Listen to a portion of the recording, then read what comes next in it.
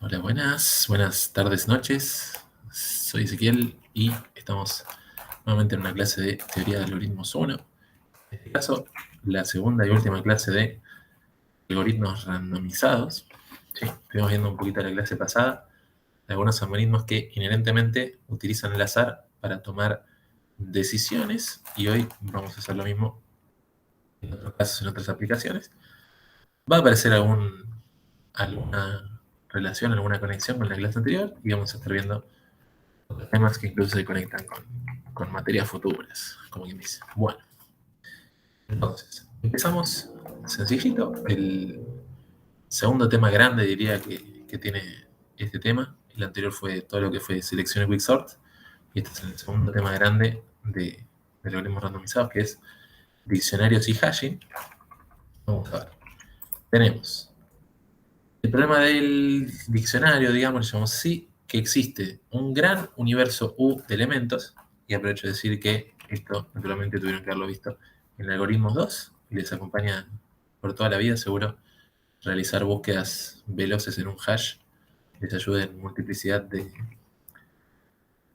ocasiones, ¿sí? Y de situaciones. Entonces, para un gran universo de U elementos, un diccionario lo que nos permite es, bueno, crear este diccionario, guardar un elemento, borrar un elemento, buscar un elemento y saber si el elemento pertenece al diccionario. Decimos que queremos que hacer todas estas operaciones lo más rápido posible y bueno, quitando lo que es crear el diccionario, que puede tener una complejidad lineal, se entiende que todas estas demás operaciones deberían ser o podrían hacerse en O de 1.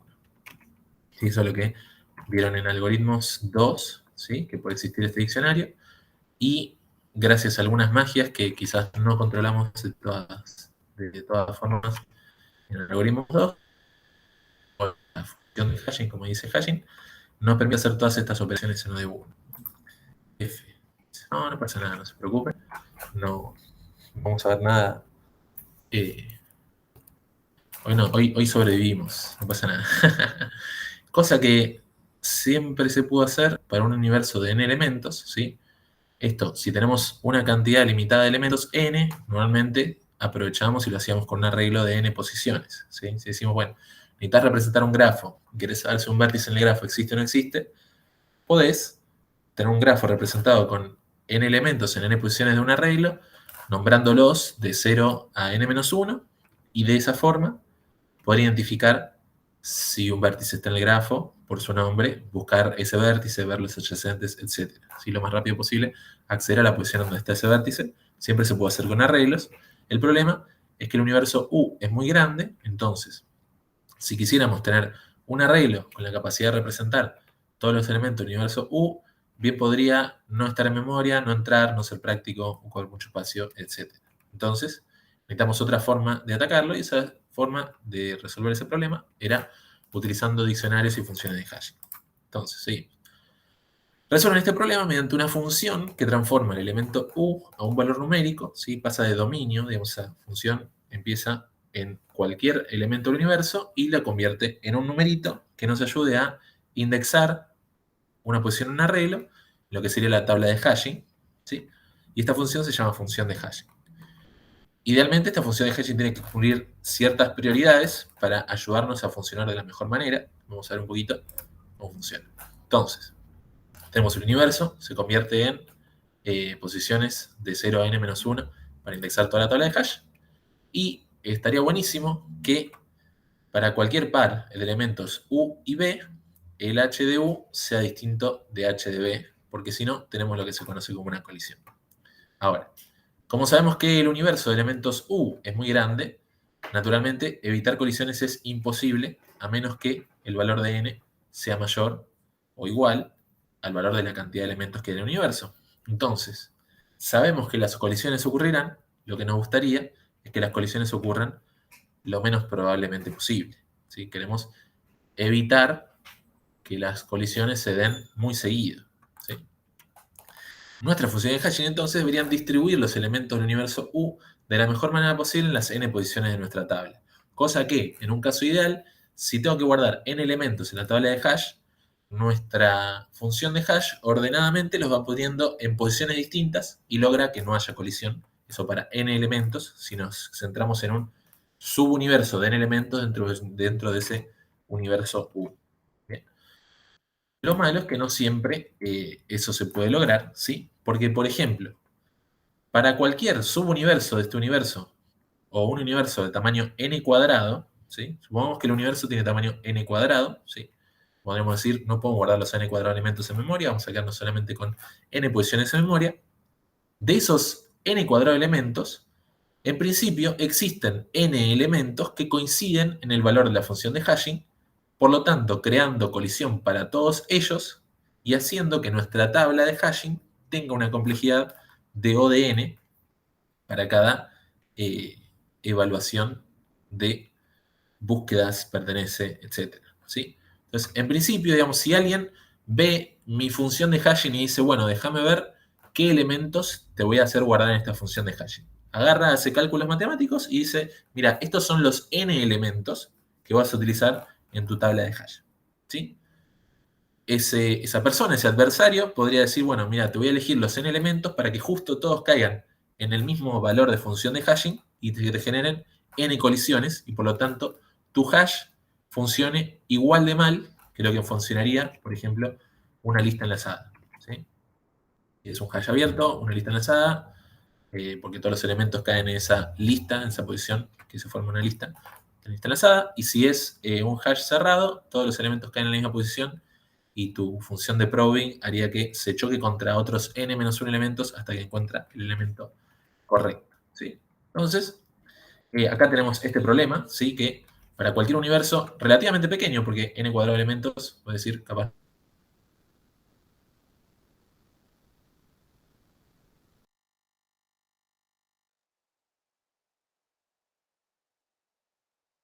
función de hashing que ustedes me indiquen. ¿Sí? Entonces vamos a ver. Muchas funciones de hashing tienen estructuras similares, digamos, que nos hacen pensar, bueno, ¿serían estas buenas funciones de hashing? Por ejemplo, podríamos usar los primeros bits, n bits, tantos bits, de cada elemento, y dichos bits, según el dominio del problema, bueno, tenés una función de hashing, ¿no? Vos querés un universo gigante, representarlo en n elementos. Una opción sería usar los primeros bits de cada elemento. Y bueno, si tengo n elementos, uso logaritmo de n bits para representar las distintas posiciones donde esos elementos podrían caer. Y digo, ese va a ser mi función de hashing. Agarrar una ventanita y decir, estos n bits son los que voy a usar para mi función de hashing. Y eso directamente transforma el elemento, que es una tira de bits, a un numerito indexable en mi tabla de hash. El problema de esto es que según el dominio del problema, estos primeros bits podrían repetirse con frecuencia. ¿Sí? Si el dominio es la altura de alguien, no sé, los primeros bits capaz dicen 1, etc. ¿Sí? Entonces, esos primeros bits que yo dije, bueno, voy a centrarme en ellos para transformarlo para mi función de hash en la posición de la tabla de hash, resulta que se me repiten con frecuencia por culpa de la naturaleza del problema. ¿Sí? Sería como algo para no hacer. Lo mismo, tomar siempre el módulo de n. ¿Sí? Especialmente si n es potencia de 2, voy a incurrir en un error de que, dependiendo del dominio del problema y de los elementos que yo quiero guardar, típicamente muchos elementos estén cayendo en las mismas posiciones de la tabla de hash. ¿Sí? Y por otro lado, en general, cualquier selección fija puede estar consultando algún tipo de propiedad inherente de los elementos originales y generar una mala distribución. ¿Sí? Si los elementos originales tienen algún sesgo de por cómo se crean, por ejemplo, en las alturas tienen un sesgo, no configuran todos los números de 0 a infinito, sino que hay un sesgo. Las alturas suelen estar entre tal número y tal número, muy cerca de el promedio de altura. Entonces eso genera una mala distribución si yo me voy quedando con secciones fijas de los elementos en el dominio. Por otro lado, tomar siempre el módulo P para algún número primo es una solución típicamente utilizada, pero no siempre funciona para todas las aplicaciones y no funciona bien para primos que sean cercanos a potencias de 2. Pues se parece mucho a tomar n bits, dependiendo de por qué número dividís. Si está muy cerca, dividir por una potencia de 2 directamente es consultar al n bits. Por otro lado, hay muchas funciones, sí, que han sido probadas funcionar a nivel empírico. ¿Sí? Agarran funciones y dicen, bueno, tengo el 703, hago un shift, divido, módulo, no sé qué, y funcionan bien a nivel empírico, ¿sí? Pero en esta clase me gustaría hacer algo un poquitito mejor, que es decir, bueno, ¿cómo hacemos para definir funciones? Sin importar qué función yo necesite, puedo crear funciones que teóricamente funcionan bien. Esto es lo que querríamos hacer ahora. Mucha gente a nivel empírico ha probado que funcionan muy bien algunas funciones de hashing. Lo que vamos a hacer hoy es, a nivel teórico, crear una serie de funciones que teóricamente siempre funcionan bien. Ok, entonces empezamos con esto, funciones de hash. Bien, y empezamos por acá. Al insertar un elemento u, vamos a crear nuestra función ideal de hash. ¿Sí? Al insertar el elemento u, tomamos como el valor h de u, función de hashing de u, como un valor al azar de 0 a n-1. ¿Sí? Entonces, cualquier elemento que viene, digo, bueno, estamos en la clase de algoritmos randomizados, vamos a agarrar este elemento y digo, ¿sabes qué? Al azar le asigno a ese elemento alguna posición de la tabla de hashing, ¿sí? Y la probabilidad de que colisionen dos elementos es bajísima, porque refiere a agarrar un nuevo elemento y decir, bueno, ¿cuál es la probabilidad de que coincida justo con el elemento que ya elegí? 1 sobre n. ¿Sí? Entonces, para cualquier par de elementos, es muy baja la probabilidad de colisión. De hecho, this is an Avengers level random, ¿no? ¿No? ¿Qué más random hay que esto? Agarrar cualquier elemento y pasarlo a cualquier posición de la tabla de hash, y entonces cualquier par de elementos solamente tendrían 1 sobre n probabilidad de colisionar. ¿Sí? ¿Existe algún problema en este planteamiento? Bien, dice Cristóbal, el problema de la réplica es la replicación. ¿Qué significa eso? Un poco en palabras en castellano. Replicar resultados. Ok, no sé. Yo agarro dos elementos y caen en posiciones distintas y agarro otros elementos, otros dos elementos y caen también en dos posiciones distintas, con alta probabilidad. Eh, ahí repliqué los resultados. Ante la misma entrada, siempre te tiene que devolver lo mismo. Bueno, esa es una tal cual. A ver. Ahí dice, ante la misma entrada siempre tiene que devolver lo mismo. ¿Sí? Esa es una característica de una función de hashing. Se supone que cuando yo hasheo por segunda vez el mismo elemento, para yo saber, por ejemplo, si ese elemento existe, buscarlo, pertenece, etc., yo tengo que poder devolver el mismo valor que había devuelto originalmente. ¿No? Acá dice Cristóbal, básicamente que h de A es igual a h de B, siempre y cuando A sea igual a B. Exactamente. Si yo tengo la posibilidad de hashear dos veces el mismo elemento, debería la función de hash devolver siempre el mismo valor. El problema es que esta función, al azar, ¿sí? Clase de algoritmos randomizados, me está volviendo cualquier valor, entonces, de nuevo, la probabilidad de que la función de hash cumpla esta característica sería de nuevo 1 sobre n. Entonces, la función de hash no funciona para nada. ¿Por qué? Porque yo había ponido mis elementos aquí en el hash y cuando me vuelven a hashear el mismo elemento, no lo encuentra porque con alta probabilidad accede a una posición diferente a la que debía acceder. Ahí está. Dice Felipe, seteas el seed del randomizer, el elemento que vas a meter cada vez que lo usás. Bueno, el problema es que es impredecible la entrada de qué elementos vas a querer, a cuáles elementos querés acceder, ¿no?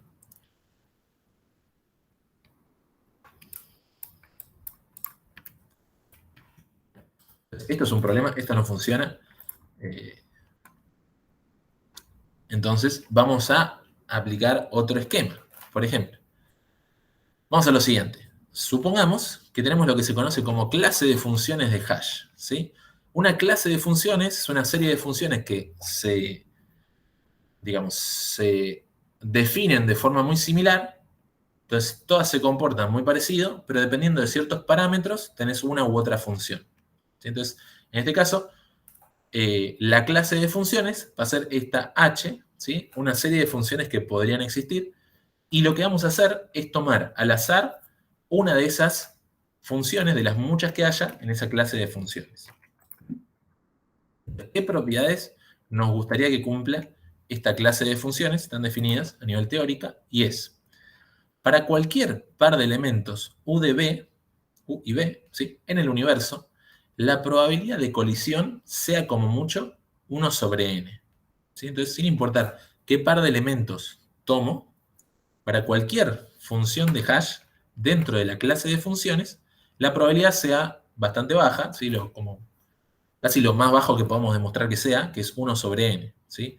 1 entre todas las posibles lugares donde puede entrar en la tabla de hash. ¿Sí?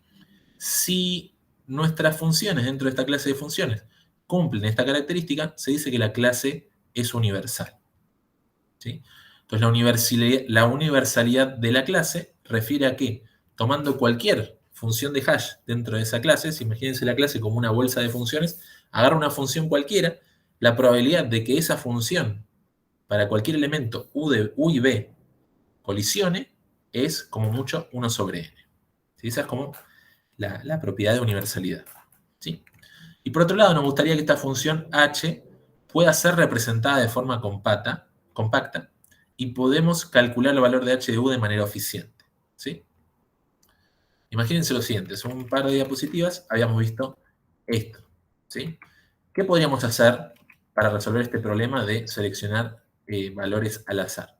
Lo que podríamos hacer es decir, bueno, la primera vez que llega un elemento u, tomo al azar cualquier posición de 0 hasta n-1, ¿sí? Y me acuerdo que el elemento u se refería a esa posición. Cuando llega un elemento diferente, el elemento b, hago al azar los n elementos, lo pongo en cualquier posición, y me acuerdo que el elemento b refiere a tal posición. ¿Sí? Entonces, cuando llegue nuevamente el elemento u, ¿qué voy a hacer? Recordar que ese elemento u ya le había asignado una posición y efectivamente agarrar ese mismo numerito. ¿Se les ocurre algún problema con este planteo que estoy haciendo para esta función de hash que estamos tomando aleatoria? Pero que bueno, se va a ir acordando los elementos que van llegando y los va pasando a las posiciones correctas.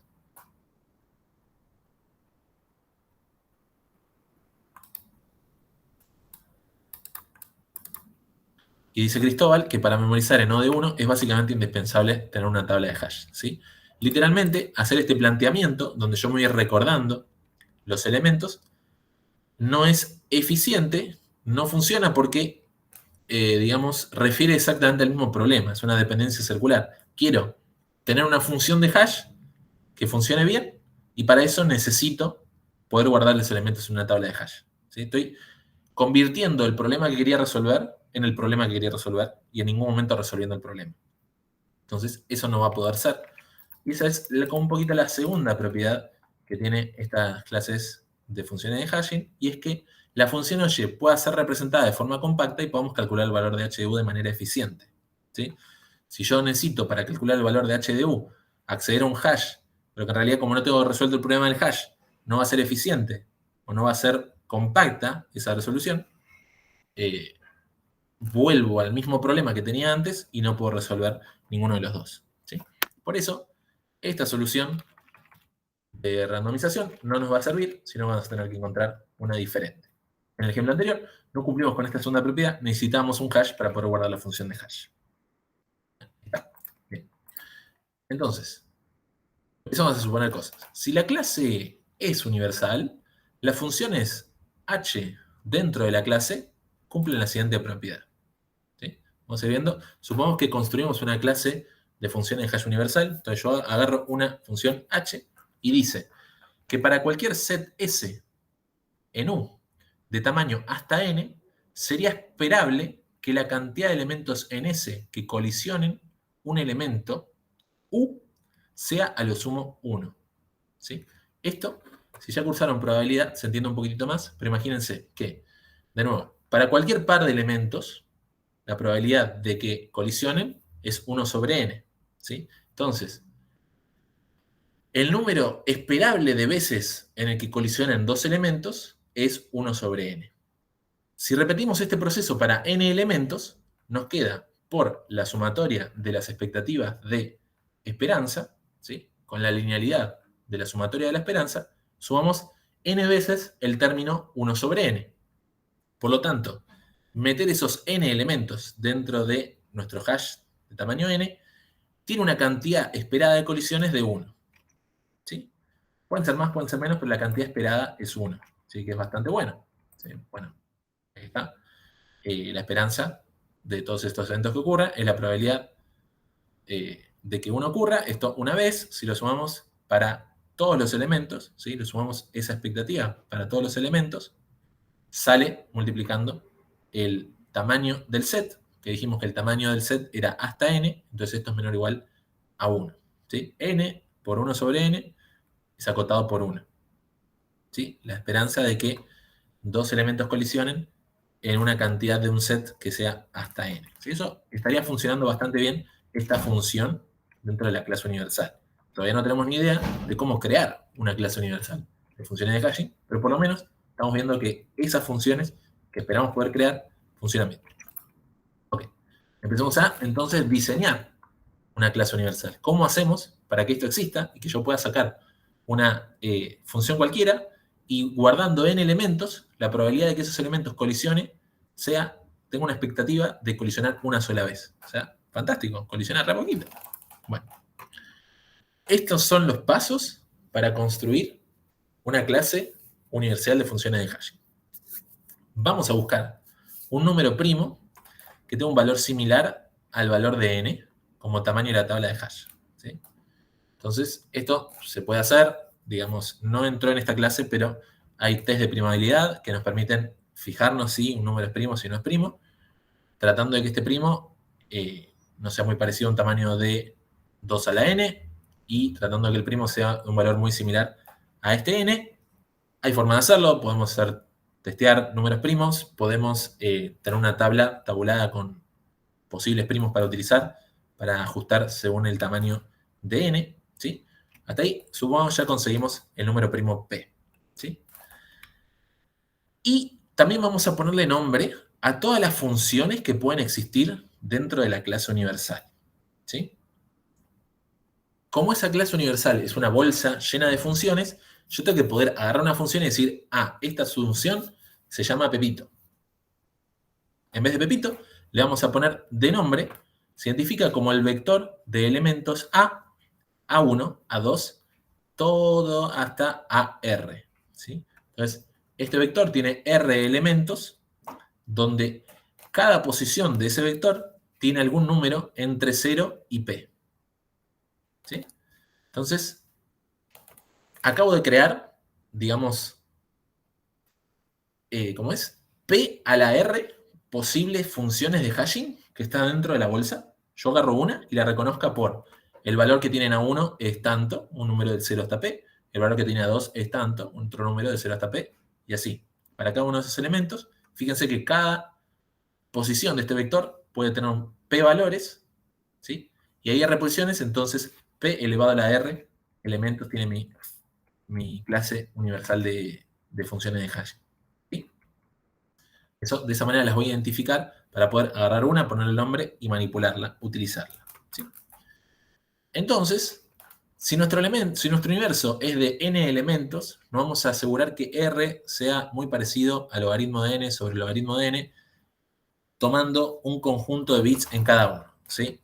Esto es mucha cosa matemática, pero lo que dice es, si tu universo es configurado por n bits, n grande, agarrá de a cachitos de bits, una cantidad de bits más o menos fija, ¿sí? Va a ser más o menos 1 para redondear, pero una cantidad de bits más o menos fija, tal que te queden R segmentos de bits. ¿Sí? Cada elemento del universo va a ser representado por R segmentos de bits, de la misma manera que todas las funciones son representadas por R segmentos de bits. ¿Sí? Eso es todo lo que estamos diciendo acá, ¿sí? Más allá del mambo jambo matemático. Bien. Ahora, lo que vamos a decir es que la función de hash a utilizar va a ser al azar. ¿Sí? Esto acá, la notación cambia un poco, en vez de decir A, dice X. Capaz lo cambio a A para que quede más claro. Vamos a ver en un ratito cómo se desenvuelve, para que no usar la misma notación dos veces, que en realidad es lo mismo. Vamos a decir que cualquier función de hash, le vamos a decir, esa función de hash tiene valores de cada elemento, A sub 1, sub 2, A sub 3, cualquier número random entre 0 y P. ¿Sí? Cualquier número, al azar. ¿Tiene? Entonces, si yo agarro una función, digo, quiero esta función. ¿Cómo se ve? Esa función tiene un número al azar entre los posibles números que puede tener para cada una de las posiciones que tiene el vector que nombra esa función.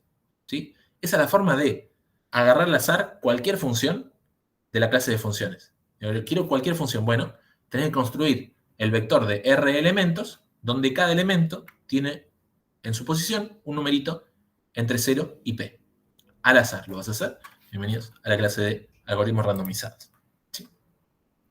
Esto cumple la propiedad número 2, y es que la representación de cada una de las funciones de hashing es compacta. Lo único que necesito es R elementos con un valor entre 0 y P. Ahí ya tengo definida el tamaño de la representación, que es compacta, de mi función de hashing. ¿Sí?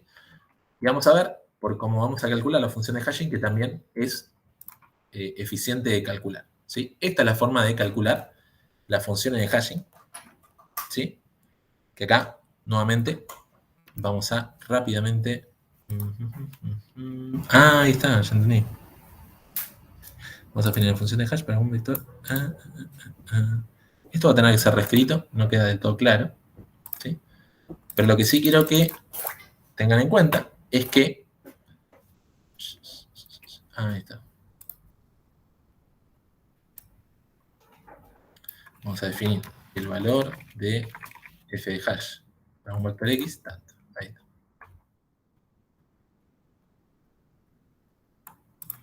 Bien. Entonces, me llega cualquier elemento x que yo tengo que hashear con mi función de hash, que recuerden que está definida por los a sub i elementos. Me llega cualquier elemento x, ¿sí? Que está restringido por esta función también, por cómo tomamos los elementos de todo el universo. Entonces, cualquier elemento x va a tener esta conversión a función de hash. Vamos a ver, es la sumatoria para todos los elementos en R, desde 1 hasta R, ¿sí? Ven que tienen R elementos las representaciones, de 1 hasta R, de la multiplicación entre A sub i y X sub i. ¿Sí? Es decir, la posición en esa posición, cada elemento de la función de hash y el elemento que yo quiero hashear. ¿Sí? Entonces multiplico A sub 1 por X sub 1, más A sub 2 por X sub 2, más A sub 3 por X sub 3, así hasta multiplicar A sub R por X sub R. Todas esas sumas le hago un módulo P. ¿Por qué? Porque mi tamaño de la tabla de hash es P. Entonces le hago un módulo P para encontrar finalmente, después de toda esa sumatoria, cuál es la posición a la que corresponde ese elemento X. ¿Sí? Y eso lo llamamos aplicar la función de hashing, en este caso sub A, porque es la función de hashing de todo el universo de hashing, de funciones de hashing, es la que tenga nombre A, que definimos acá arriba. Terrenos pantanosos. Bueno, Es una podemos pregunta. probar... Sí, pregunte. Ahí en la anterior n es la cantidad de elementos del universo. La n mayúscula, n minúscula, ¿qué era entonces? Ese número que es muy parecido a P. Ok. Que es para la ¿Sí? cantidad Porque, más o menos similar al tamaño de la tabla. tal cual. ¿Sí? O sea, queremos que Entonces nuestra ahí tabla tenga... cuando Sí, la tabla va creciendo a un número similar al universo, queda r igual a 1. tal cual, pero... ¿Sí? Ok. Sí, porque en ese caso, digamos, estás diciendo que si tu tamaño de tabla es similar al tamaño del universo, entonces estás degradando el problema a un caso donde podrías usar un arreglo, Claro. Ok. ¿no? Entonces, estas operaciones, si bien van a mover cosas, capaz es un arreglo desplazado, pero sigue siendo la posibilidad de usar un arreglo para guardar todos los elementos. Ok, perfecto. O sea, Gracias. en principio suponemos que el universo es mucho más grande, pero esto igual funciona si R es 1. Sería como un caso particular. ¿Y qué pasa si el universo no es discreto? Tenemos que poder representarlo con bits. Si no podemos representar con bits, no existe en la computadora. ¿Está bien? Ahí ya es un problema de pasaje de universo a computadora. ¿Sí? Y son los bits, un tipo de representación carácter a carácter. ¿No creo? ¿El tamaño no sería toda la memoria? Bueno, ahí entendí. Si el universo no es acotado. Bueno, podríamos acotar el universo a la longitud del string máxima, poner. Esa podría ser toda la memoria. Cosa que no sería una locura tampoco. Porque agarrás, o sea, la cantidad de bits que sea la representación y la acotás de esa manera. Y tomás R como la cantidad de elementos que sean necesarios.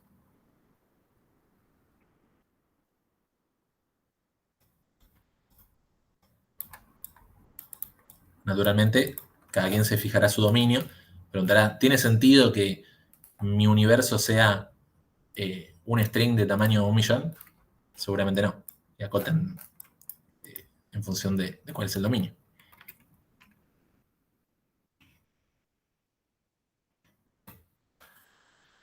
Entonces, vamos a ver si definir nuestra clase de funciones de esta manera es y la convierte en una clase universal.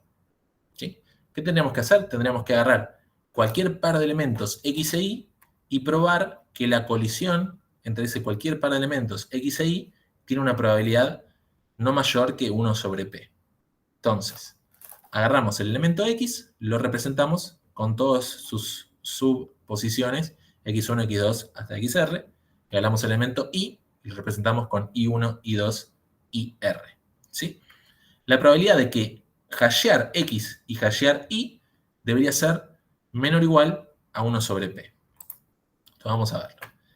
Primero, vamos a suponer que x e y no son el mismo elemento. Si fueran el mismo elemento, colisionarían, pero está bien, porque tiene que caer siempre en la misma posición de hash. Como x e y son elementos diferentes, razonablemente hay alguna posición j, por lo menos una, donde xj e ij son distintas. Si no existiese tal posición en donde los elementos son diferentes, sería el mismo elemento y corresponde hashearlos en el mismo lugar. Pero como estamos suponiendo que no son el mismo elemento, existe alguna posición j donde difieren. ¿Sí? Normalmente diferirían en muchas posiciones, pero centrémonos en una posición en la que seguro difieren. La vamos a llamar j.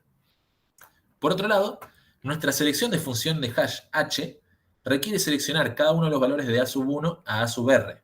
¿Sí? Entonces pensemos en esa condenada a sub j, en donde sabemos que difieren x sub j distinto de y sub j. ¿Sí? Entonces vamos a ver, eso nos permite pasar a la siguiente notación, es decir, a sub j es una coordenada de nuestra función de hash, x sub j es una posición que sabemos que es diferente a y sub j. ¿Sí? Vamos a ver qué hacemos con eso. Sin importar el valor, el resto de los valores de a, necesitaríamos probar que la probabilidad de colisión es 1 sobre p. ¿Sí? Eso es lo que vamos a decir ahora. Entonces, el valor a sub j, ¿sí? El valor a sub j está metido dentro de nuestra función h, ¿sí? Y la colisión se daría cuando hashear el elemento x es igual a hashear el elemento y. ¿Sí? Y eso nos da, podemos ver representaciones de qué esto significa. ¿Sí? Hashear el elemento x, recuerden, en la sumatoria, en la multiplicación de los elementos en las posiciones hasta r, módulo p. Hashear el elemento y es la sumatoria de las posiciones en cada una de las posiciones de 1 hasta r, módulo p también. ¿Sí? Juntar estas dos ecuaciones nos permite decir si esto que está acá tiene que ser igual a esto que está acá, ¿sí? Porque dijimos que queríamos ver qué pasa cuando h de a de x es igual a h de y, h de a de y, puede decir, bueno, toda esta representación de cómo se hace la cuenta es igual a toda esta representación de cómo se hace la cuenta. Pasamos por un lado, pasamos para el otro, nos queda. Por un lado, nos vamos a centrar en la coordenada j. Entonces, a sub j multiplicado por y de j menos x de j. Y del otro lado, para todas las posiciones que no son j, esta sumatoria de a sub i de x menos x sub i menos y sub i módulo p. Bien. Esto simplemente estuvimos moviendo de un lado para el otro. Tenemos esta igualdad, movemos cositas de un lado para el otro y vemos qué pasa. ¿Sí? Cosas importantes. Del lado derecho de la ecuación hay un número. Todo esto es algún número módulo p. No es otra cosa. No sabemos qué número, pero es algún número módulo P. Del lado izquierdo de la ecuación, dijimos, tenemos A sub j, que vamos a ver qué es, de I sub j menos X sub j, sabiendo que I sub j es distinto de X sub j. Entonces, sabiendo que esto no vale 0. ¿Ok? ¿Cuántos valores A sub j, sabiendo que esto no vale 0, satisfacen esta igualdad? Dice la pregunta. ¿Sí? Decimos, esto es algún número z y esto es algún número m. Entonces, esto es lo mismo que escribir a sub j multiplicado por algún número z igual a algún número m multiplicado, hecho operación módulo de p. ¿Sí? Y esto, digamos, hay una pequeña propiedad que pueden ver en el libro o lo que sea, y es que cuando nosotros multiplicamos dos numeritos, un numerito debería ser el complemento del otro para que esto dé m módulo p. ¿Sí? Tenemos que complementar el valor de z para que sea igual a m módulo p, ¿sí? Por las características de módulo, ¿sí? Esto va a ser algún numerito de 0 a p, ¿sí? Pero como no importa cuál es z, no importa cuál es m, sino que estamos diciendo numeritos, solamente hay un número, ¿sí?, de a sub j que cumple con que esta multiplicación se dé, y eso es gracias a que p es un número primo. ¿Sí? Esto se podría ver con una tablita. Pero bueno, solamente hay un número que cumple con que p es un número primo. Porque p es un número primo, solamente hay un número a sub j que cumple para cualquier valor arbitrario de z y de m que esta ecuación sea verdadera. ¿Bien? Por lo tanto, como habíamos seleccionado el valor de a sub j, siendo literalmente cualquier número de esos p posibles números, entonces la probabilidad de que a sub j sea justo ese numerito que hace real y correcta esta ecuación, y por lo tanto colisionen estos dos elementos, es 1 sobre p. ¿Sí? Esto realmente parece un desvío demasiado matemático, podríamos decirle, quizás, pero literalmente es como construimos una clase universal de funciones de hashing de una forma muy sencilla, agarrando elementos y tirando al azar. Y podemos ver que funciona porque para cualquier combinación de elementos de un lado y del otro, como i sub j distinto de x sub j, para complementar este valor y que dé m módulo p, solamente existe una posibilidad dentro de las n que existen, p que existen, y por eso la probabilidad de que eso ocurra es 1 sobre p. Y así demostramos que nuestra clase de funciones es universal. Y de alguna manera concluye nuestra clase sobre clases universales de funciones de hashing. Por otro lado, existe una aplicación para este contenido, que es el perfect hashing. El perfect hashing, o también conocido como FKS hashing, es como un esquema que podemos aplicar cuando sabemos cuáles o cuántos elementos van a haber dentro de un hash y queremos que ese hash sea lo más perfecto posible y que sea lo más rápido posible. Lo llama perfect hashing. Lo que hacemos es, buscamos una tabla de tamaño número primo, ¿sí?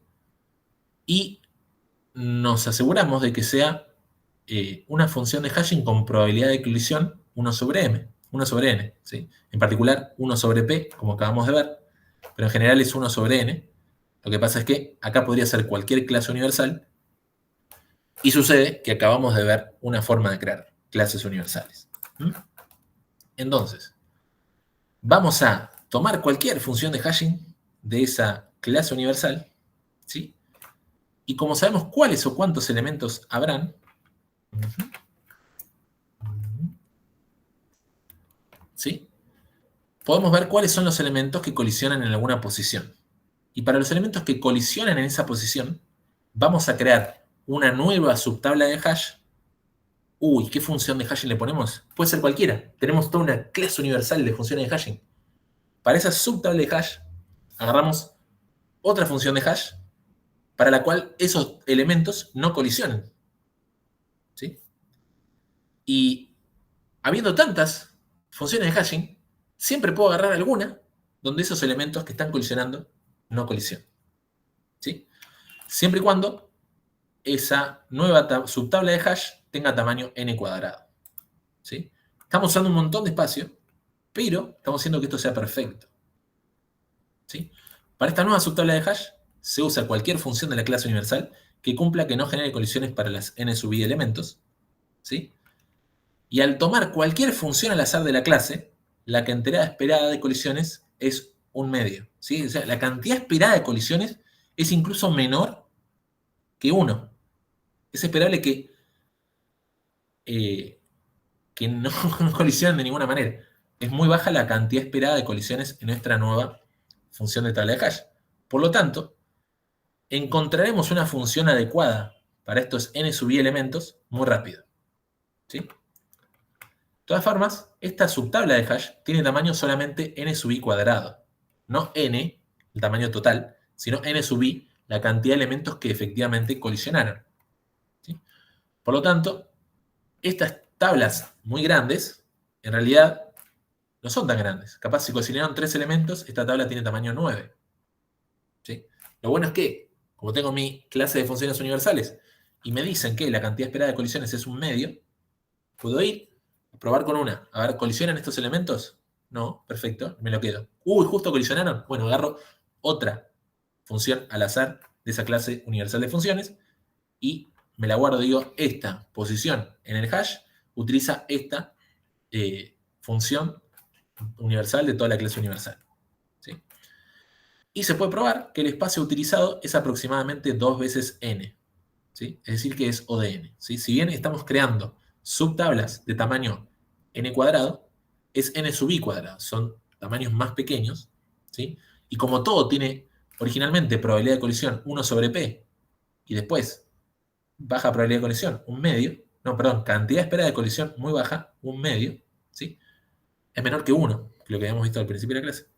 Entonces, todo esto ocupa espacio O de n y podemos perfectamente guardar todos los elementos en un tamaño proporcional a n y asegurarnos de que el acceso a todos los elementos es como mucho O de 2. 2 porque acceder a la primera tabla, y si esa tabla justo refería a otra tabla, acceder a la segunda tabla. Y se acabó. Es el hashing rapidísimo. Bien. ¿Preguntas sobre hashing antes de que pasemos a otro tema?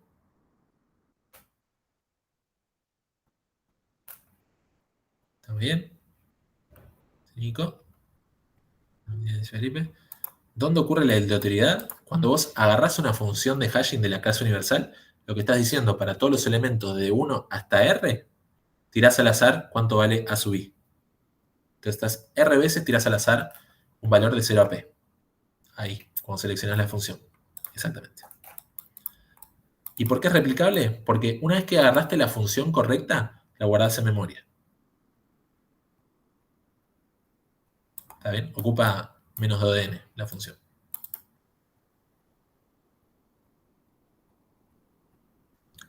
Es decir, cuando vos accedes al primer hash, ¿sí? A ese hash accedes con la única función de hashing del hash. Cuando encontrás la posición, o el elemento está ahí, o ahí hay una función de hashing y el hash que hashea esa función de hashing. ¿Sí? Y se puede guardar en memoria. Por eso es replicable. Te permite ir a la posición a donde debería estar el elemento, y si no está es porque hubo una colisión, pero en esa posición está guardada la función de hash que necesitas y el hash de tamaño n sub i cuadrado, entonces replicablemente accedes a ese segundo hash con la función de hashing que la tenés guardada. Una vez que sacaste el azar y la encontraste, la guardás. Buenísimo. Bien, pasemos a otra cosa. Las Vegas. Bien. Las Vegas es una metodología que representa una forma de crear algoritmos randomizados. ¿Sí? Entonces, decís, creas un algoritmo randomizado y decís, estás aplicando la metodología Las Vegas. O por otro lado, puedes decir, tengo este problema, lo quiero resolver con el algoritmo randomizado, y te dicen, bueno, podrías aplicar la metodología Las Vegas. Bueno, ¿qué es la metodología Las Vegas? Siempre da la respuesta correcta la metodología Las Vegas, pero el tiempo que tarda en encontrar la solución o algoritmo puede variar aleatoriamente, ¿sí? Ejemplos de algoritmos que se basan en la metodología de Las Vegas están en la clase pasada. Por ejemplo, el algoritmo de selección que usaba pivote aleatorio, ¿sí? Vimos que normalmente tardaba O de n, pero en el peor caso podía tardar O de n cuadrado, es decir, el tiempo en encontrar la solución varía aleatoriamente, pero siempre nos daba la respuesta correcta. No, de ninguna manera nos daba la respuesta incorrecta. Lo mismo pasó con Quicksort. Quicksort tiene un peor caso, O de n cuadrado, ¿sí? Pero sin importar lo que tarda, sí que aleatoriamente podría variar lo que tarde, siempre nos da la solución correcta, es decir, nos va a entregar el vector ordenado, ¿sí? Y para llevar esto al máximo y al ridículo, les presento el algoritmo Bogosort. ¿Qué es lo que hace Bogosort? Para el vector que toma como parámetro, agarra los elementos, los mezcla, revisa si están ordenados y en ese caso termina, ¿sí? Si no están ordenados, los mezcla, revisa si están ordenados y termina, ¿sí? El Bogosort se considera un algoritmo Las Vegas. ¿Por qué? Siempre da la respuesta correcta. Es decir, Bogosort no va a terminar hasta dar con la respuesta correcta. No va a terminar hasta que el arreglo esté ordenado. Por otro lado, el tiempo de encontrar la solución puede variar aleatoriamente, ¿sí? Capaz, en un caso demasiado feliz, Bogosort mezcla los elementos y en la primera ronda se fija si están ordenados y termina. Y por lo tanto tarda O de n. Normalmente eso no pasa. Sigue y sigue mezclando y sigue buscando y sigue mezclando y puede tardar un montón, pero entendemos que en un universo infinito terminaría, ¿sí? Y en ese caso el tiempo de encontrar la solución varió aleatoriamente, pero siempre dio la respuesta correcta. O sea, no va a terminar y decir, mira, toma, te devuelvo un arreglo, pero no está tan ordenado, porque no lo logré. Eso no pasa. En este caso, literalmente, va a dar la respuesta correcta cuando termine. Mono punto escribir obra de Shakespeare. Eso también, digamos, si ponemos a n monos a escribir al azar en los teclados, eventualmente escribirían la obra completa de Shakespeare, porque con una no alcanzaba. Bien, pasemos a otra metodología de crear algoritmos randomizados, que es Monte Carlo, ¿sí? Monte Carlo tiene, o sea, digamos, es como un análogo con todo lo contrario. Puede dar la respuesta incorrecta con cierta probabilidad, ¿sí? En vez de dar siempre la respuesta correcta, con cierta probabilidad da la respuesta incorrecta. Podemos decir, a veces da la respuesta correcta, a veces da la respuesta incorrecta, ¿sí? Pero sí se sabe que el tiempo en el que corre un algoritmo de Monte Carlo está siempre acotado polinomialmente. Entonces yo digo, bueno, voy a correr un algoritmo que no siempre da la respuesta correcta, pero siempre termina en un tiempo acotado. Estoy en un esquema Monte Carlo, ¿sí? Por otro lado, como parte de este mismo esquema, lo que podríamos hacer es correr un algoritmo Monte Carlo varias veces para incrementar la confianza en la solución, ¿sí? Yo digo, el algoritmo Monte Carlo da la respuesta incorrecta con probabilidad 1/2. Entonces, bueno, lo corro una vez, la probabilidad de que esto sea correcto es 1/2. Si lo corro otra vez, reduzco la probabilidad a 1/4. Lo vuelvo a correr, reduzco la probabilidad a 1/8, ¿sí? Mientras más veces corro el algoritmo Monte Carlo, menor es la chance de que me esté dando en todos los casos la respuesta incorrecta, ¿sí? Y ahí es donde surge el esquema. Agarremos un algoritmo que da la respuesta incorrecta con cierta probabilidad, pero esa probabilidad tiende a ser baja, lo corro una cantidad de veces que haga que incrementar la confianza en que me está dando la respuesta correcta sea lo suficientemente grande, la suficiente confianza, como para decir, bueno, está bastante bien, y me quedo con esa solución, después de los cantidad de intentos que haya intentado correr el algoritmo. Por ejemplo, el algoritmo de Karger es un ejemplo del esquema Monte Carlo, que, si ustedes se acuerdan, en la clase de flujos vimos el problema del corte mínimo, ¿sí? Que decía que el corte mínimo de un grafo es el peso total mínimo que necesitamos desconectar para que un grafo deje de estar conectado. Conexo para grafos no dirigidos, débilmente conexo para dirigidos, ¿sí? Es quitar, cortar aristas de peso total mínimo para desconectar el grafo, ¿sí? Eso En la clase de flujos lo vimos, cómo funcionaba, eran como las aristas de retorno que estaban maximizadas, ahí podíamos cortar, ¿sí? Siempre y cuando el grafo sea una red de flujo. Pero si el grafo no es una red de flujo, no podíamos utilizar la metodología de que el flujo máximo nos da el corte mínimo. Para cualquier grafo, teníamos que ver cómo hacemos para encontrar el corte mínimo. ¿Sí? Que es un problema difícil. Entonces, el algoritmo de Karger lo que hace es buscar el corte mínimo en un grafo en general. Y lo estamos viendo acá porque es randomizado y porque usa Monte Carlo. Entonces, no vamos a ver en detalle qué hace, lo pueden ver, ¿sí? No quiero aburrir con eso, pero bueno, el algoritmo va agarrando algunas aristas y las va contrayendo entre sí, como que las va juntando, ¿sí? Pero las aristas que contrae son al azar. Entonces, para cualquier ejecución de este algoritmo, eligiendo aristas al azar, cuando termina de correr el algoritmo, encuentra un corte, pero como le fue eligiendo al azar, ese corte podría no ser el mínimo, ¿sí? Pero ese corte tiene un valor de corte, no sé, 10. No tiene un valor de corte. Yo vuelvo a ejecutar el algoritmo de Carter y me da que el nuevo corte, eligiendo a contracciones al azar, da 8, significa que funcionó mejor. Encontró un mejor corte, que no necesariamente es el mínimo, pero encontró un mejor corte. ¿Sí? Ahora, si nosotros pudiéramos acotar la probabilidad con la que este algoritmo me da el corte mínimo, yo podría ver qué cantidad de veces tengo que correr este algoritmo para tener la suficiente nivel de confianza como para que me dé la solución correcta. ¿Sí? Entonces, la probabilidad de que una corrida del algoritmo encuentre exactamente el corte mínimo es n tomados de 2 elevado a la menos 1. Es 1 sobre n tomados de 2. ¿Sí? Que para una sola corrida es un número bastante bajo, pero tenemos la posibilidad de hacer varias corridas. Eso vamos a hacer como parte del esquema. De hecho, lo vamos a repetir n tomados de a 2 por logaritmo de n veces, vamos a repetir con corridas aleatorias de este algoritmo que hace contracciones al azar. Si siempre nos quedamos con el resultado, con el mejor resultado, ¿sí? Que represente ese corte mínimo, es decir, el número más bajito de corte que encontremos, la probabilidad de que no hayamos encontrado ese corte mínimo es acotada por 1 sobre n.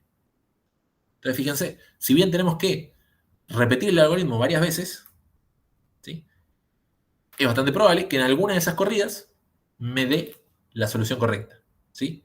Es decir, n menos 1 sobre n veces eso sucede, y solamente en una sobre n veces eso no sucede. Sería como el caso desafortunado. ¿Sí? Y naturalmente podríamos seguir acotando la probabilidad si quisiéramos repetir más veces el algoritmo, pero se entiende que este es el algoritmo de Carter, que usa de Karger, que usa este esquema con esta cantidad de veces que corre. ¿Sí? ¿Está bien? Tenemos probabilidad acotada de que funcione, que no funcione, y lo corremos una cantidad de veces que me genera suficiente confianza como para que la probabilidad de que no estemos en el caso feliz sea bastante baja. O combinar Bogosort con un grid. Bueno, un poquito así, ¿sí? Digamos, en vez de que como Bogosort tiene una probabilidad tan baja de que esto funcione, claro, lo que pasa es que, vamos a decir algo, el esquema Monte Carlo podría ser convertido en un esquema de Las Vegas siempre y cuando sea verificable si la solución es óptima. O sea, no sé si nos estamos mareando en el proceso, pero, por ejemplo, Bogosort Monte Carlo sería correr Bogosort una vez, ¿sí? O sea, mezclar una sola vez y ver si funciona. Eso es Bogosort Monte Carlo. ¿Sí? Bogosort Las Vegas es intentar Bogosort Monte Carlo todas las veces que haga falta para que termine, para que encuentre la solución correcta. Entonces, normalmente las metodologías Monte Carlo pueden transferirse a metodología Las Vegas siempre y cuando la solución sea verificable. Por otro lado, en este caso, habría que ver, este problema de optimización no es verificable, o sea, no puedes saber si corres una vez el corte mínimo y ese corte es el óptimo. No lo puedes saber. Necesitas encontrar el óptimo correcto. ¿Sí? Si que esto es un problema de NP completo, te pasarías al problema de decisión. no el problema de optimización. Es el tema. Entonces, no podemos saber cuántas veces hay que correr el algoritmo de Karger para que sea óptimo, porque no tenemos el óptimo como para contra lo cual comparar. Entonces, hagámoslo las suficientes veces como para que la confianza de que ese sea el óptimo sea suficientemente alta. Y con eso, y con la mención de Greedy, llegamos a la sección de la clase que se llama heurísticas. Es muy divertida. Las heurísticas son métodos para aproximarse más rápidamente a una solución. ¿Sí? ¿Qué lo podemos usar? Por ejemplo, en casos donde requerimos algoritmos de búsqueda, buscar algo en un espacio de posibilidades, o de optimización. Lo mismo, optimizar algo en un espacio de posibilidades. ¿Sí? Una función heurística es una función que permite rankear, identificar para diferentes opciones cuál sería la mejor opción, la mejor decisión a tomar basada en la información disponible. Y de hecho, los algoritmos greedy pueden verse como unas especies de heurísticas que siempre tratan de aproximar a la solución óptima de un problema, tomando las decisiones dentro de el contexto local. ¿Sí? Los algoritmos greedy pueden verse como heurísticas. De hecho, en modelos de optimización 1 le llaman heurísticas a cosas que básicamente son algoritmos greedy. ¿Sí?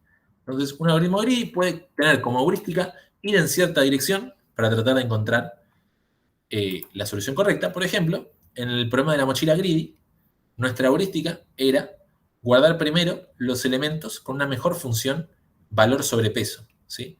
Es decir, los elementos que maximizaban el valor unitario.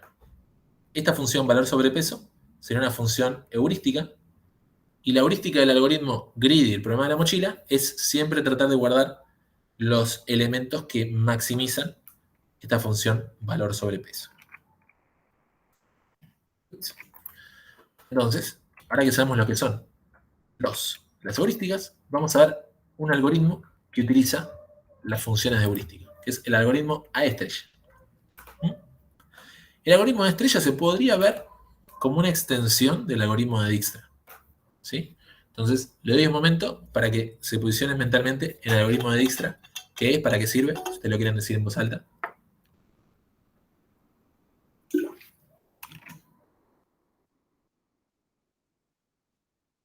Y eso, caminos mínimos. Bien, caminos mínimos. ¿Cuántos o cuáles caminos mínimos? De un vértice a todos los demás o a uno específico. ¿La cual? De un vértice a todos los demás y en particular a alguno en específico. ¿Sí? Podemos hacer como una conexión de parte de decir, bueno, si ya llegamos al objetivo para. Pero si no, el algoritmo Dijkstra tiene la capacidad de darme como un árbol de recorrido que me hace llegar de forma óptima a todos los elementos. Entonces, la estrella es como una extensión del algoritmo de Dijkstra. Y el algoritmo de Dijkstra encontraba todos los caminos mínimos desde un vértice hacia todos los demás, tiene esa capacidad. El algoritmo de estrella no puede hacer tanto, ¿sí? Solamente va a buscar el camino mínimo hasta un solo destino. ¿Sí? Le tenemos que decir hacia dónde queremos llegar, un destino, ¿sí? Para poder encontrar el camino hacia ese destino, en principio de la mejor manera posible. ¿Sí? En particular, va a tratar de encontrar ese camino lo más rápido posible con el uso de heurísticas. Es decir, yo lo que quiero es lo más pronto posible llegar al objetivo. ¿Sí? De hecho, dependiendo de la heurística que estemos usando, va a relegar la optimalidad en función de la velocidad. ¿Sí? El algoritmo como tal quiere llegar lo más rápido posible al destino, incluso si eso significa dar como solución una solución subóptima. ¿Sí? Pero, vamos a decir, y lo que hace es realizar búsquedas informadas, es decir, informarse y pensar en base a la función heurística hacia dónde tiene que buscar. ¿Sí? ¿Cuál sería el mejor caso de búsqueda? Si ustedes saben que, por ejemplo, Dijkstra siempre busca a partir de los elementos cuya distancia al origen es mínima. Dice, bueno, ¿cuál es el elemento que más cerca tengo? Busco a partir de ese otros elementos que pueden estar también más cerquita. Y repite. Esto lo hace en un heap. En el heap siempre tiene todos los elementos que ya descubrió, con las distancias que ha descubierto, y agarra un elemento que esté lo más cerca al momento y extiende la búsqueda por todos los posibles caminos que tiene ese elemento. El algoritmo estrella no agarra todos los elementos, todas las direcciones posibles. Va a ir primero por las direcciones que piensa, que se informa, que están más cerca de la solución. ¿Sí? Esto, vamos ya mismo a un ejemplito. Vamos a verlo visualmente, después vemos cómo lo hace. Bien. Fíjense, espero que se vea bien este videito, ¿sí? Tenemos de izquierda a derecha, a la izquierda podría ser un algoritmo típica de búsqueda, tipo Dijkstra, podría ser BFS, que es una reducción de Dijkstra cuando las distancias son 1, que busca en todas las direcciones, ¿sí? De hecho, fíjense, lo puedo pausar, que busca incluso por las patitas. En las patitas del caballo sigue buscando, porque piensa que por esa dirección va a poder encontrar el elemento. En cambio, un algoritmo de A estrella con una buena heurística, como podría ser el que se ve a la derecha de la pantalla, solamente se preocupa en buscar los primeros elementos que más rápidamente puedan hacernos llegar al éxito. ¿Sí? ¿Se ve ahí cómo va avanzando?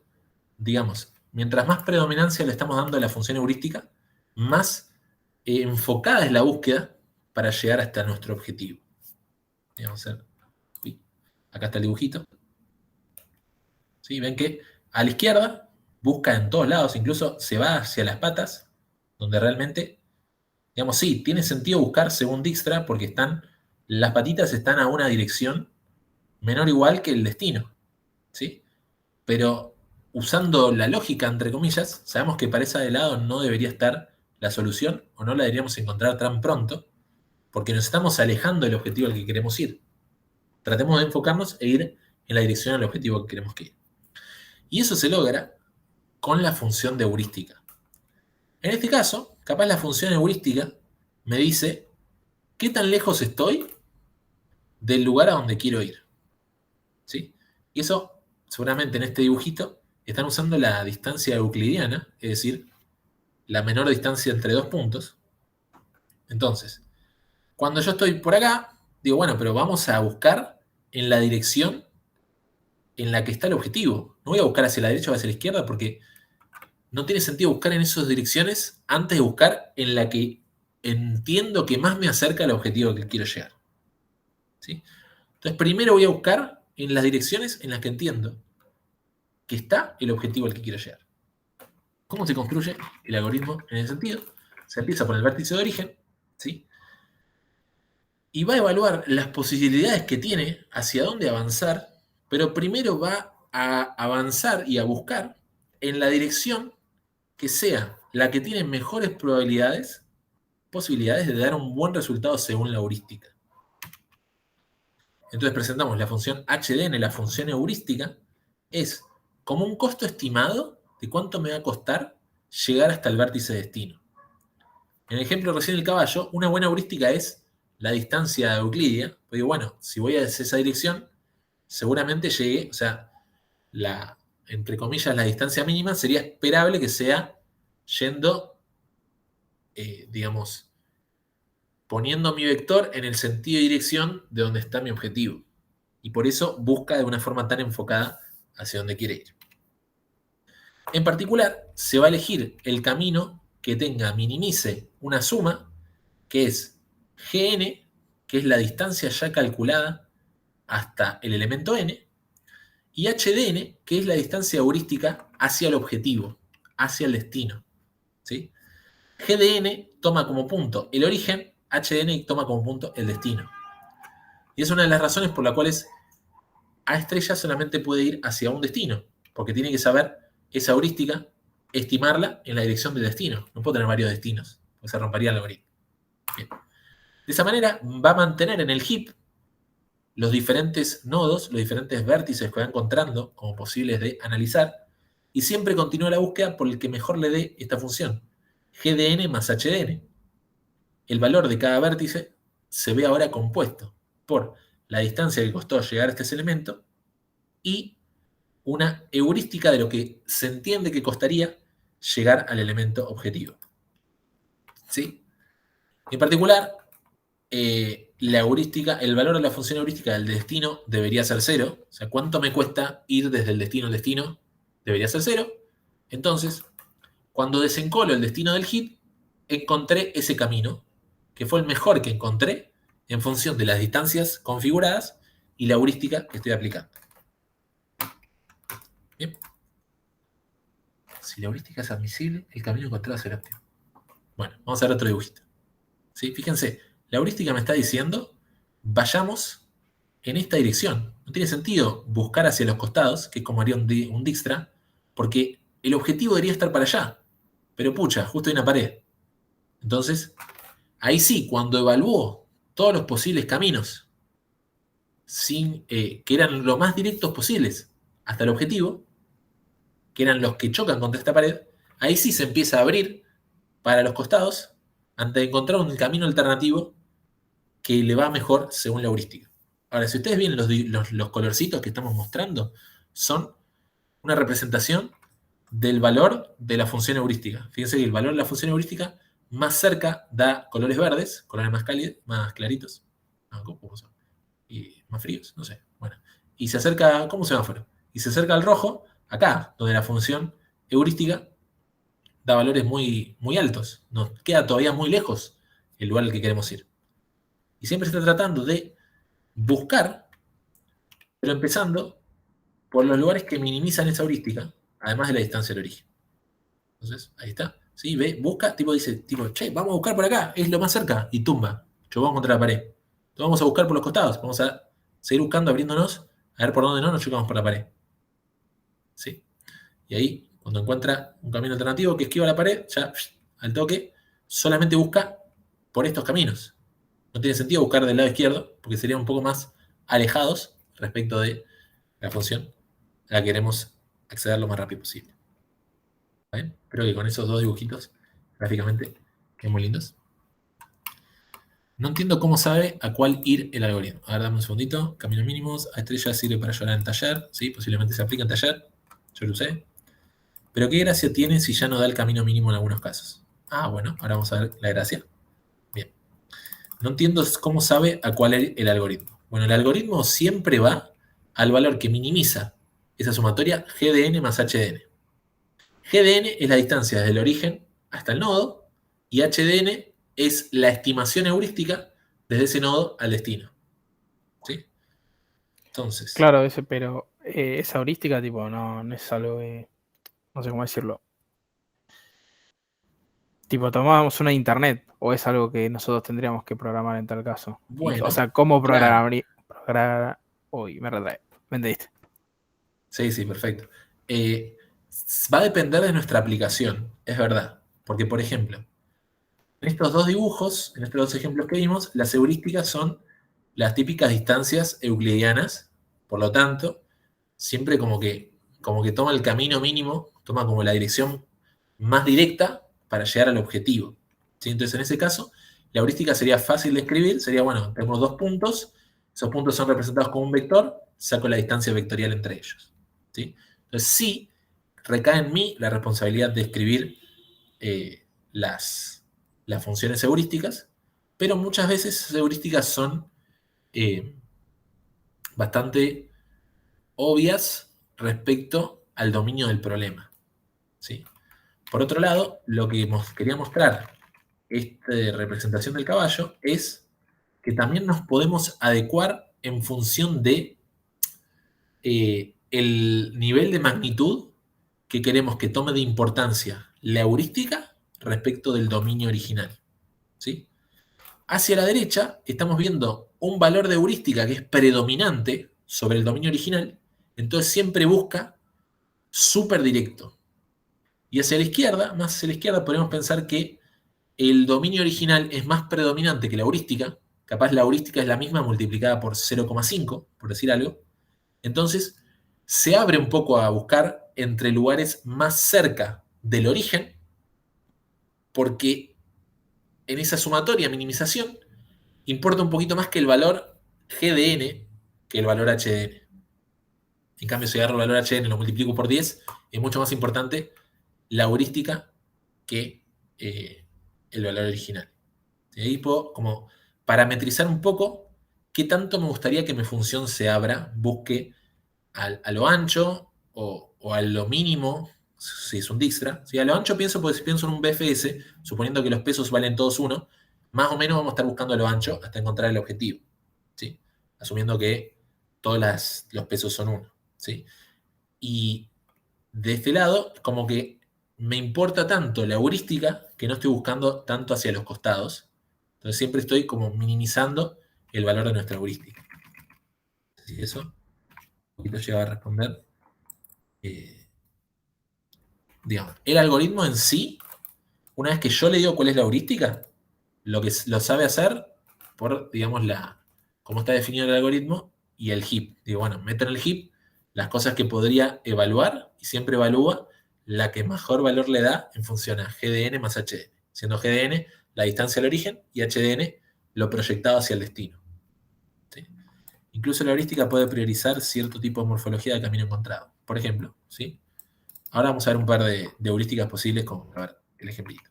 Pero a ver, fíjense acá, está yendo hacia la pared y en un momento esto dice, bueno, vengamos por acá, va a venir hacia la derecha, busca si quiere derecha, porque tiene más o menos el mismo valor de GDN más HDN. En un momento dice, bueno, vengamos por acá, pero después explora hacia la derecha. Fíjense, acá siguen apareciendo puntitos. Fue rápido, pero acá siguen apareciendo puntitos, porque en estos puntos GDN más HDN da un valor más bajo que el que encuentra en el objetivo, en el destino.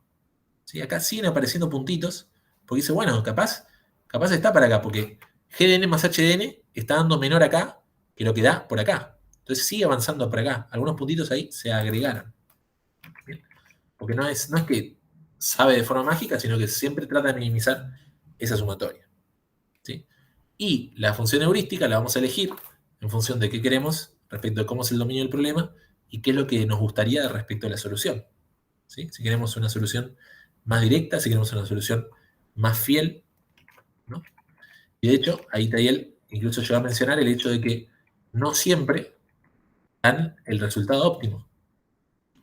Entonces, ¿cuál es el beneficio en este caso? ¿O cuál es la gracia, como decía Tayel? Si ya no da el camino óptimo, el camino mínimo en algunos casos, ¿sí? El beneficio directo es que es más veloz, ¿sí? Es decir, encuentra un camino que es válido rápidamente.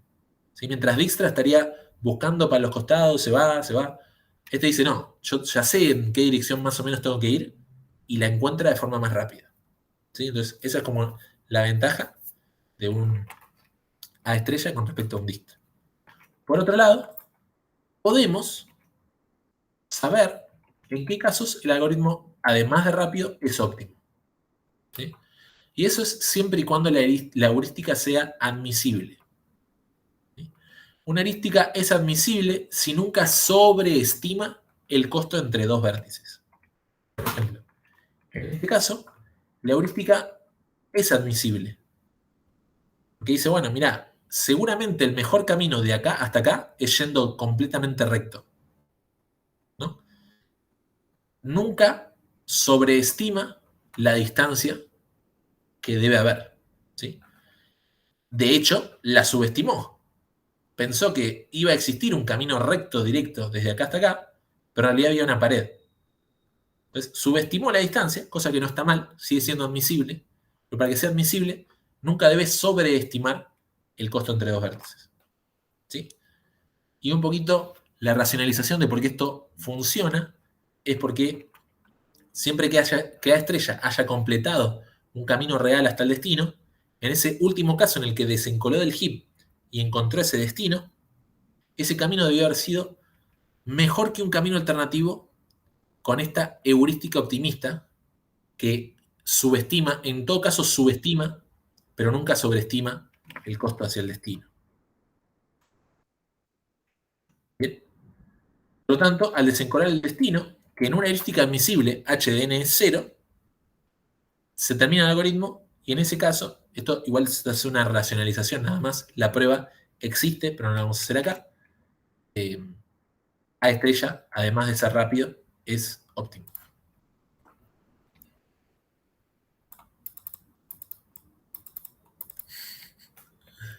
Bien. Ahí está. Ahí tenemos un ejemplito de Age of Empires. Bien.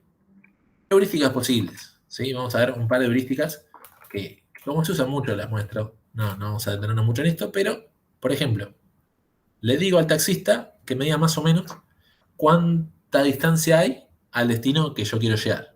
El taxista dice, bueno, acá está la línea verde.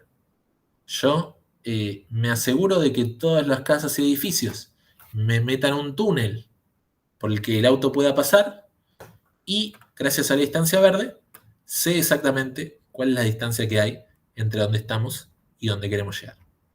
¿Sí? Esa sería como una interpretación euclidiana de la distancia que hay entre un punto y otro, pero eso no está considerando que físicamente las calles no funcionan así. Yo no puedo pasar por el medio de la casa de la gente. Por lo tanto, existe este concepto de distancia Manhattan, ¿sí? Los taxis en Manhattan, que dice, bueno, la distancia va a ser la mínima que vos puedas lograr, pero yendo por calles, ¿sí? Suponiendo que son todas doble mano y qué sé yo, yendo por calles, la distancia mínima va a ser por las calles donde puedas ir, y de hecho, la distancia de todas las líneas azul, roja y amarilla son todas la misma, porque pasamos a un dominio de movimiento vertical horizontal, ¿sí? Que hace que no pueda ir por la línea verde. Es como la distancia termina siendo la sumatoria de los casilleros que yo tengo que hacer en una dirección y en la otra dirección. ¿Sí? Entonces, esto puede utilizarse como función heurística en caso donde la distancia euclídea no sea lo suficientemente fiel al problema. Por ejemplo, si tenés que mover en las calles de Manhattan o en cualquier ciudad que tenga esta configuración. O, por ejemplo, en dominios donde los movimientos son solamente verticales y horizontales. Si en un jueguito que te mueves horizontal y verticalmente, podés modelarlo con esta distancia Manhattan. ¿Sí? Y acá les dejo un lindo dibujito de un círculo. ¿Sí? Para esta geometría, este dibujito hermoso es un círculo. ¿Por qué es un círculo? Porque el radio, que es la distancia hasta el punto central, es siempre una constante. Particular, 1, 2, 3, 4. El radio de este círculo es 4. Bien. Otro ejemplo de distancia es la distancia de Chebyshev, ¿sí? Que incorpora la posibilidad de hacer movimiento diagonal, ¿sí? Que el movimiento diagonal también esté permitido. Una forma típica en la que nombran la distancia de Chebyshev sería cuántos turnos le tomaría a un rey en llegar a esa posición. ¿Sí? Por ejemplo, este rey, para llegar a la posición A1 le toma 1, 2, 3, 4, 5 movimientos, porque el rey se puede mover en diagonal. ¿Sí? Para llegar hasta acá, también le toma 5 movimientos, por ejemplo, 1, 2 y en vertical 3, 4, 5. ¿Bien? Entonces son diferentes heurísticas que se pueden llegar a utilizar dependiendo el dominio del problema.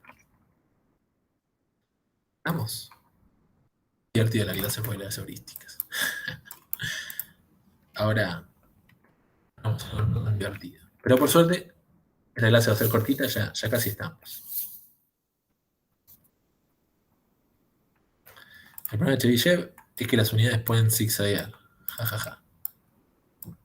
¿Ok?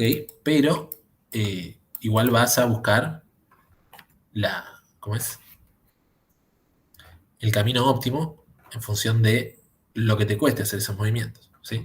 Si esto asume, por ejemplo, la distancia de Chebyshev, asume que el costo de moverse en diagonal y en horizontal es el mismo. Entonces, el rey podría perfectamente zigzaguear, digamos. Este rey, si quiere llegar desde F6 a D6, una opción es hacer de F6 a E6 y de E6 a D6. Otra opción es ir de F6 a E5 y de E5 a D6. ¿Me dije bien? O de F6 a E7 y de E7 a D6, porque se entiende que todos esos caminos tendrían el mismo costo, desde el punto de vista de la heurística. Ya pasamos al último tema que vamos a hacer esta clase, que es random walks, ¿sí? Que bueno, Ya se imaginarán por qué entra en esta clase, porque tiene la palabra random, ¿sí? A random walks nos volvemos al dominio de los grafos, ¿sí? Una random walk es un proceso aleatorio que describe un camino que consiste en dar pasos al azar, ¿sí? Entonces yo estoy en un vértice y digo, bueno, voy al azar a cualquiera de sus vecinos, y de ese nuevo vecino al azar a cualquiera de sus vecinos, y de ese nuevo vecino al azar a cualquiera de sus vecinos, y estoy literalmente caminando al azar. Como que ustedes salen a la calle y digan, bueno, llego a una esquina y al azar camino en cualquiera de las direcciones, ¿no? Eso se puede hacer, no, no está definido en principio hasta dónde llegarían haciendo ese proceso, pero en principio podrían llegar a todas las partes conexas del grafo, ¿sí? Ahí está. Se elige el próximo vértice a utilizar en el camino de forma aleatoria, ¿sí? Y por ejemplo, un random walk no sería necesariamente una buena manera de crear un espacio de búsqueda para un objetivo. Es decir, si ustedes en ese grafo quieren llegar a alguna posición en particular, no sé si recomendaría, como espacio de decisiones, empezar a caminar a sal a ver si llegas en algún momento. Típicamente preferís a Estrella o Dijkstra o FS como para llegar de la mejor manera posible. No te vas a poder caminar al azar, de hecho, pasando varias veces por el mismo vértice, no tendría mucho sentido. Pero sí puede darnos varias ideas respecto a cómo es esa red que modela el grafo. Si el grafo muchas veces modela redes, modela cosas del dominio real y nos ayuda a dar ideas respecto a cómo es, cómo se comporta. ¿Sí? Y son una buena medida de similaridad entre vértices y de centralidad. ¿Sí?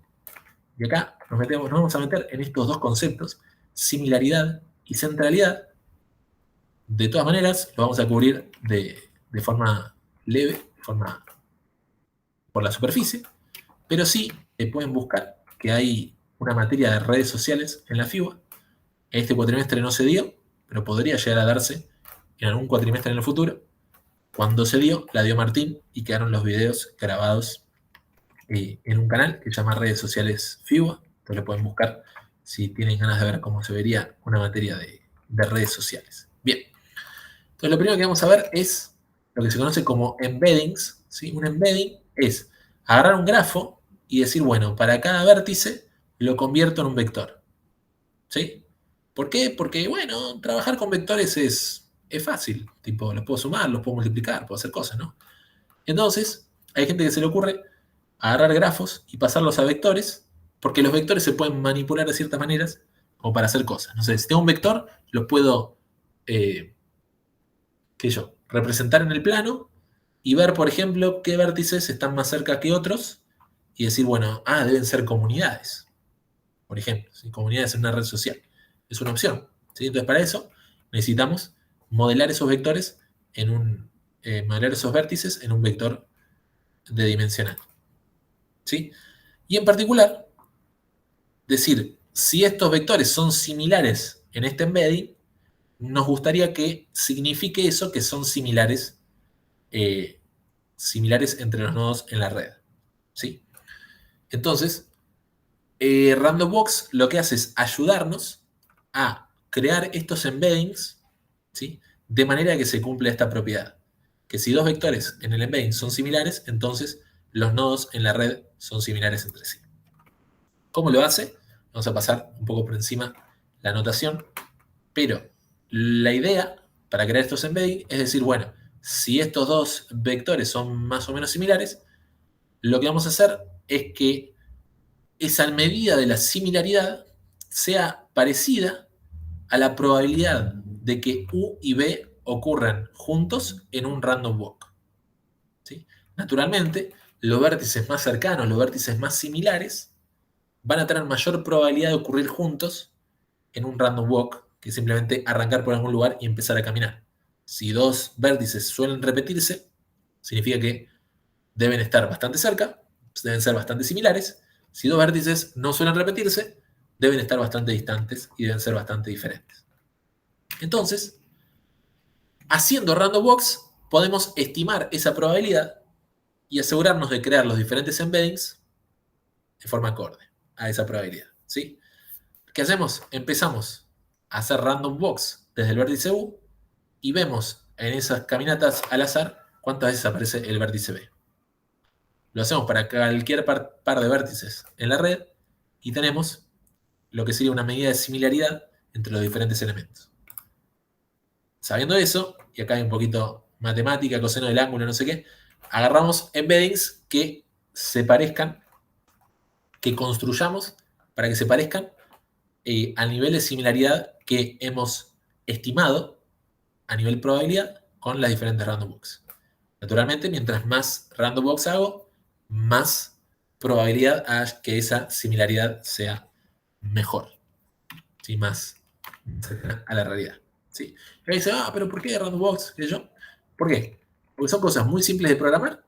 Puedo agarrar vértice, empezar a caminar, random, lo que sea. Es muy eficiente, ¿sí? No hace falta tener en cuenta todos los pares de nodos, dice acá. Y es muy expresivo, ¿sí? Nos permite tener una definición muy clara de cuál es la similaridad, ¿sí? Con algo muy conciso, simple, directo de programar, ¿sí? Potencial problema, dos nodos que estén alejados podrían ser similares, por ejemplo, similaridad de roles, que esta comunidad y esta otra comunidad, ambas, no sé, tengan como una persona que destaca porque, no sé, escribe los posts en un foro y diga, bueno, este rol que toma esta persona en esta comunidad y este otro rol que toma esta otra persona en esta comunidad son bastante similares, pero nuestra medida de similaridad con Random Box los pondría distintos. Bueno, es un potencial problema que tiene eso, que puede ser atacado con otras estrategias, ¿sí?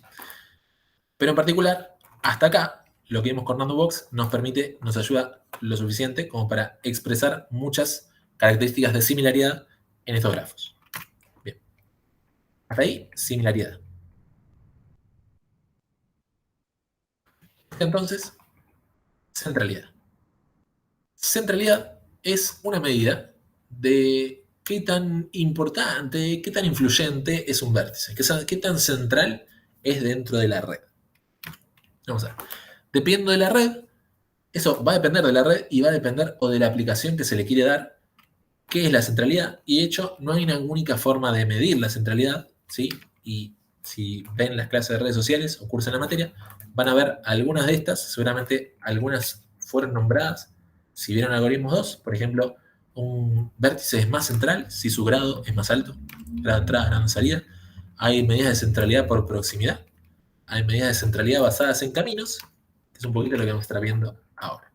Y, como dice Cristóbal, el PageRank es también una medida de centralidad, ¿sí? De hecho, ahora vamos a definir qué es el PageRank para refrescar la memoria, si quieren. Bueno, Random Box y centralidad. Podemos realizar una aproximación de medida de centralidad realizando muchos Random Box y mientras más veces un vértice está presente en los caminos, entonces mayor debe ser su centralidad, ¿sí? Eso es la medida de centralidad que toma Random Walk y de hecho funciona bastante bien, ¿sí? En muchos casos es la medida de centralidad que se suele utilizar. Y ventaja adicional, si la red es pesada, podemos ponderar por pesos lo que es en la Random Walk, podemos modificar las probabilidades de ir por un camino o por otro ponderando por esos pesos. Entonces tenés directamente una medida entre el peso que tiene una arista y la probabilidad con la que es caminar sobre esa arista en el random walk, haciéndolo de nuevo muy sencillo de programar. Ahí está. ¿Qué está pasando? Bien. Y aprovechamos para volver a refrescar lo que es la medida del PageRank. Un PageRank de un elemento es así, 1 menos D, donde D es un coeficiente de amortiguación, más, y lo que hace es fijarse de, digamos, influirle un poco de PageRank a los vértices vecinos, ¿sí? PageRank se usa típicamente para análisis de redes de Internet, redes de informática. Entonces, lo que dice esto más o menos es, si un sitio muy influyente apunta hacia este otro sitio, evidentemente este otro sitio debe ser bastante influyente. Si no, digamos, este sitio influyente no apunta a cualquier cosa. Este sitio influyente no apunta al sitio que me monté en mi casita que es sobre, no sé, armar cubitos con madera. Eso nadie lo ve, nadie le apunta. Entonces, ese elemento que tiene mucho PageRank le va a dar un poquito del PageRank a los diferentes links que tiene, le va a ceder un cacho de PageRank en función del coeficiente de amortiguación, ¿sí? Y ese es un algoritmo que vamos a poder correr iterativamente, empezando con un PageRank genérico para todos los elementos. Iterativamente, los elementos que tienen mejor PageRank le van dando PageRank a otros elementos a los que van linkeando, y de esa manera, a través del tiempo, va... sí, como dice Felipe, en el TP algo 2 se suele pedir PageRank. Bien. El primer término está relacionado con la probabilidad de dejar de navegar entre links y moverse al azar. Así que cuando usted está en internet, de repente ahora dice, este camino ya me metí en la dark web de Wikipedia, empecé mirando heurísticas y ahora estoy leyendo sobre Marx. Déjame volver a un link al azar porque esto no tiene sentido. Y el otro posibilidad de coeficiente, que es moverse, sí, navegar entre links que sí están conectados. Bien. Tenemos otra idea. Una vez que tenemos el PageRank definido, podemos definir el PageRank personalizado, que es, empezando de uno o más vértices, nos vamos a enfocar en vértices de interés y vamos a hacer random walks desde dichos vértices y vamos a ir transfiriendo valores de PageRank siempre considerando el grado total o de salida, dividiendo la transferencia en las cantidades adyacentes, ¿sí? Esto, imagínense que A dice, bueno, al azar voy a ir caminando y del PageRank de A le va a pasar a D, le va a pasar un medio del PageRank, porque C también está considerado, entonces solamente un medio. Todo el PageRank de D se va a pasar a F. F, como tiene dos vértices de salida, va a pasar un medio al azar, no sé si va a G, y así el PageRank personalizado elegido como el vértice de interés se va a ir difundiendo. ¿Y por qué estamos viendo esto? Porque se difunde a través de random walks, ¿sí? Y después de esta difusión, lo que tenemos es la medida de SimRank, que es un ranking de similaridad. Dos objetos son similares si se relacionan bajo esta similitud que tienen después de aplicar n random walks de largo n desde el vértice de interés hacia los otros vértices y ver cuáles son los vértices que generan mejores transferencias utilizando este PageRank personalizado, ¿sí? La idea era mostrarles un poquito de qué se trataban los random walks, ¿sí? Ya que Martín está dando la materia de redes sociales, me interesaba que pintes unas pinceladas acá en teoría de algoritmos 2. Lo interesante es que los contenidos no vienen vacío, entonces empezamos con algoritmos randomizados, hablamos de random walks y las random walks vimos que tienen propiedades interesantes dentro de los dominios de los grafos y en particular las redes sociales. Me dicen si quieren hacerme una consultita de la clase de hoy, algún comentario para que entre dentro de lo que es la clase grabada. Tengo un gran tiempo el día de hoy. Esta es la última diapositiva. El lunes y viernes de la clase de la semana que viene, la clase la va a dar Martín. Por lo tanto, como siempre, el lunes la clase va a ser virtual, el viernes la clase va a ser presencial. Martín da algoritmos 2 un rato antes de la teoría de algoritmos y después da presencial teoría de algoritmos en la facu, la querida Aura 407. Bien. Dicho eso, entonces, un saludo a quienes ven la clase de forma diferida, ¿sí? Les instamos y seguimos deseando que vengan a clase porque es donde se dan con los intercambios más lindos. Si no, por lo menos este cuatrimestre todas las clases quedaron grabadas, por lo tanto, si en otro cuatrimestre no se da la situación que se pueda dar la clase por una eventual ausencia o carencia de alumnos, por lo menos ya vienen estando grabadas estas clases y van a poder consultar el material, pero lo que más nos gusta a nosotros es el encuentro así en clase, entonces siempre que se pueda, nos encantaría que estén aquí para tener la clase en vivo. Entonces, un saludo por allá y nos estamos viendo.